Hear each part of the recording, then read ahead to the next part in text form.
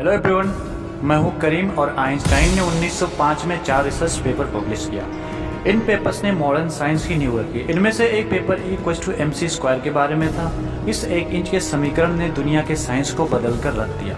हम ये जानते हैं कि किसी भी निकाय में द्रव्यमान संरक्षित रहता है। अगर मैं कुछ लकड़ियां लूं और जलाऊं तो ऑक्सीजन उसमें भाग लेगी और लकड़ियां जलेंगी और उनसे हमें कार्बन डाइऑक्साइड गैस, जलवाष्प और कोल मिलेगा। पर दोनों सिचुएशन में हमारे पास द्रव्यमान बराबर रहेगा।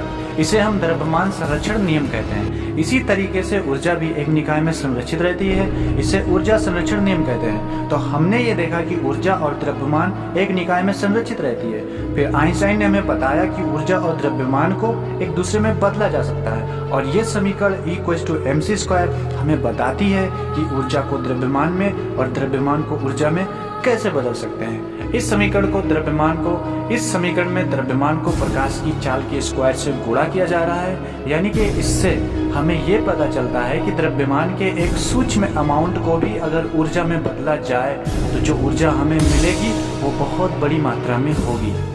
आइंस्टाइन के सापेक्षिकता सिद्धांत से हमें यह पता चलता है कि कोई भी कण जब गति करता है तो उसका द्रव्यमान गति के साथ साथ बढ़ता है और यदि किसी कण को प्रकाश की चाल के बराबर गति दे दिया जाए तो उस कण का द्रव्यमान अनंत हो जाता है।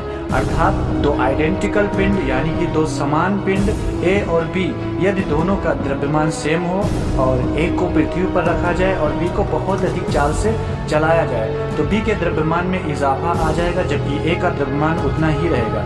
तो well friend, to be honest, energy nothing but a collection of matter, यानी कि ऊर्जा कुछ और नहीं बस पदार्थ का ही एक रूप है। जिस तरह से एक सिक्के के 2 पहलू होते हैं, ठीक उसी तरह से ऊर्जा और द्रव्यमान 2 पहलू है। देखा जाए तो ये पूरा यूनिवर्स 2 चीज़ों से मिलकर बना है, एक है द्रव्यमान और दूसरा है ऊर्जा। पर गहराई में जाके अगर पता करें, देखें, स्टडी करें तो पता चलता है कि ये पूरा यूनिवर्स, ये पूरा ब्रह्मांड केवल एक चीज़ से मिलकर बना है और वो है द्रव्यमान या ऊर्जा, क्योंकि ऊर्जा ही द्रव्यमान है और द्रव्यमान ही ऊर्जा है।